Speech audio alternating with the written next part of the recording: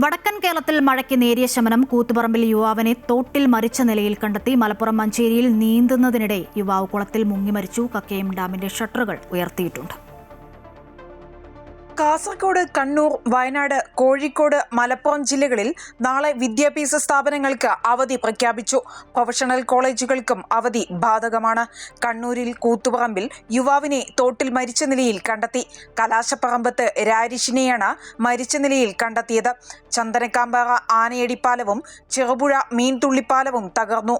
പയ്യന്നൂരിലും മാടായിലും വീടുകൾ തകർന്ന് 2 പേർക്ക് പരിക്കേറ്റു. പേരിയ നെടുമ്പൊയിൽ റോഡിൽ വീണ്ടും മണ്ണിടിഞ്ഞ് ഗതാഗതം തടസ്സപ്പെട്ടു. റോഡിലെ കല്ലും മണ്ണും നീക്കി ഗതാഗതം പുനഃസ്ഥാപിച്ചു. മലപ്പുറം ചെറുപുഴ കരകവിഞ്ഞതിനാൽ അങ്ങാടിപ്പുറം, പുഴക്കാട്ടിരി, മക്കരപ്പറമ്പ്, കുറുവ, കൂട്ടിലങ്ങാടി എന്നീ പഞ്ചായത്തുകളിലും ജാഗ്രതാ നിർദ്ദേശം നൽകി.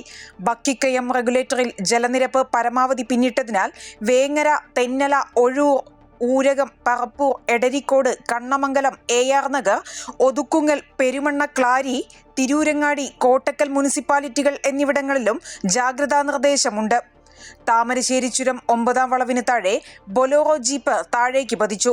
യാത്രക്കാർ രക്ഷപ്പെട്ടു. കക്കയം ഡാമിന്റെ പരമാവധി സംഭരണശേഷി കഴിഞ്ഞതിനാൽ ഷട്ടറുകൾ തുറന്നു.